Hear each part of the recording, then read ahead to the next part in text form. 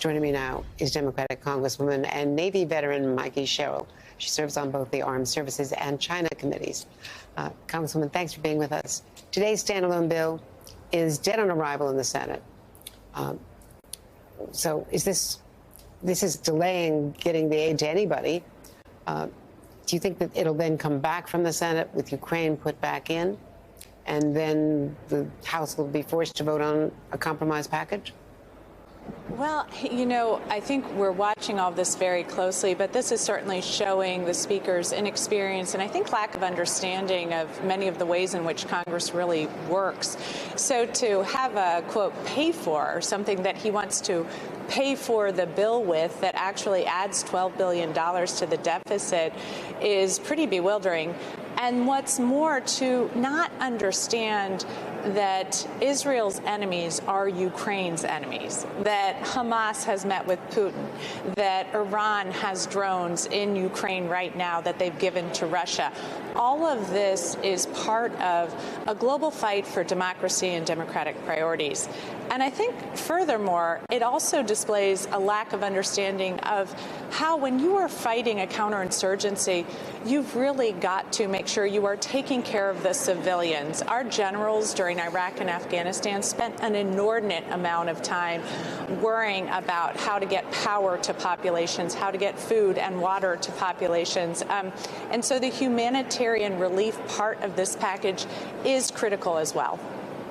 You're very familiar with the situation in the Middle East. You're calling for a humanitarian pause in Gaza, not a ceasefire, because of all of the non-Hamas civilians who are trapped in the Strip. Does Israel need to be more targeted in its assault?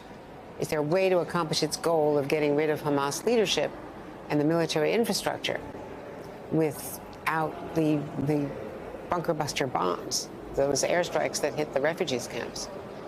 I think many of us who served in uniform during the global war on terrorism have a great many concerns about this approach.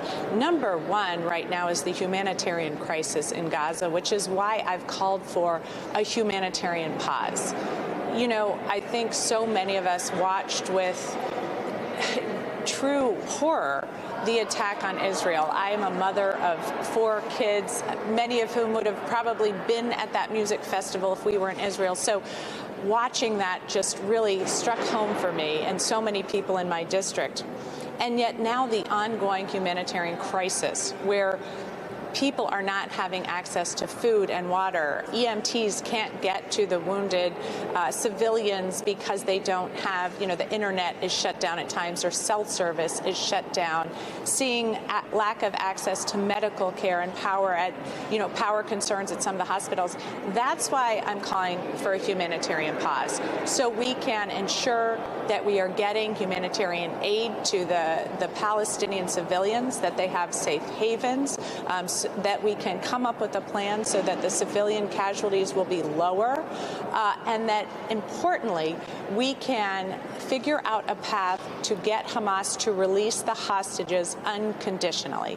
And I'll tell you, I have a woman in my district who called me. Her niece is a hostage right now, and she was pleading with me to come up with a better path forward, because this is not leading to freedom for the hostages.